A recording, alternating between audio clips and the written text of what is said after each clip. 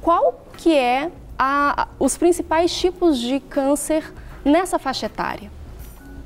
Você quer falar? Pode ser. Nessa faixa etária, então, primeiro, o câncer infantil acomete principalmente os primeiros 5 anos de vida. E os cânceres mais frequentes, o primeiro são as leucemias, que Camila pode falar um pouco mais. Depois a gente tem os tumores do sistema nervoso central, que é do encéfalo, da cabeça, e os linfomas, são os mais frequentes nessa faixa etária. Entendi. Me ajude, Serginho. Isso, bom dia, sejam bem-vindas. Uma honra estar aqui falando sobre esse assunto que cerca a todos e até pelo número crescente de câncer nessa faixa etária, né? Aí eu pergunto, esses são os mais comuns. A que se deve esse crescente número de câncer, especialmente na vida aí dos nossos pequenos? Pode falar, Camila. Na verdade, assim, a medicina ainda não consegue explicar muito bem as causas do câncer infantil, não, né? No adulto, a gente vê que já foram identificados vários fatores de risco, tem algumas formas de prevenção de alguns tipos de câncer e mesmo de rastreamento, né? Mas no câncer infantil isso ainda não está muito bem definido, né? Não tem ainda exames que a gente possa falar, olha, esses exames conseguem identificar o paciente que vai ter câncer ou que não vai, a criança que vai evoluir com câncer, né?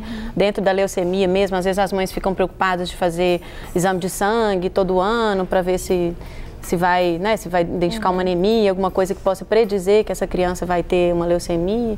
E a gente vê que na prática a gente não consegue ainda fazer isso, né? É lógico que tem algumas doenças que oferecem maior risco de câncer, né? Por exemplo, tem a anemia de Fanconi, que é uma doença genética, que tem várias outras alterações e que a gente sabe que o paciente tem uma grande chance de evoluir com leucemia e com outros tipos de tumores também. Mas, na verdade, assim, ainda não tem uma forma muito eficaz a gente atuar, tanto de identificação de exame de rastreamento, né, quanto de prevenção, né? Então, a medicina, não sei se a Karen quer complementar alguma coisa. Falar, eu só quero falar. E quanto até o fator hereditariedade, Sim. Onde que entra esse... Predisposição a gente sabe que o câncer infantil, uma coisa que é sabida é que na maior parte das vezes a gente tem alguma alteração genética. Ter alteração genética significa ter alguma célula diferente, alguma célula que sofreu algum tipo de mutação, alguma alteração que fez com que aquela criança ou aquele adolescente desenvolvesse algum tipo de câncer. Ser hereditário é diferente. Ser hereditário é os pais terem alguma alteração e serem transmitido para o seu filho. Isso é extremamente raro, né, no câncer infantil.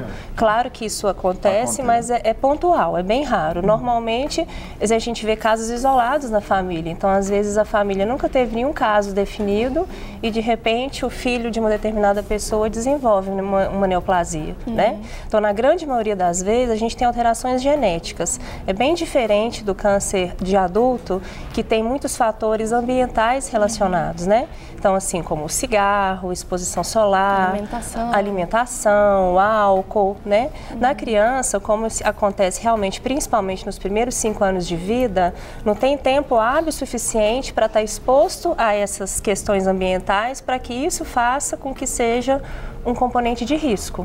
Isso começa a atuar já no câncer do adolescente, do adulto jovem, aí sim isso é importante.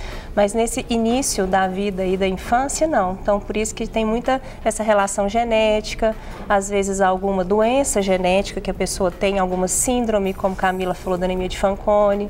A gente tem outras como síndrome de Down, neurofibromatose.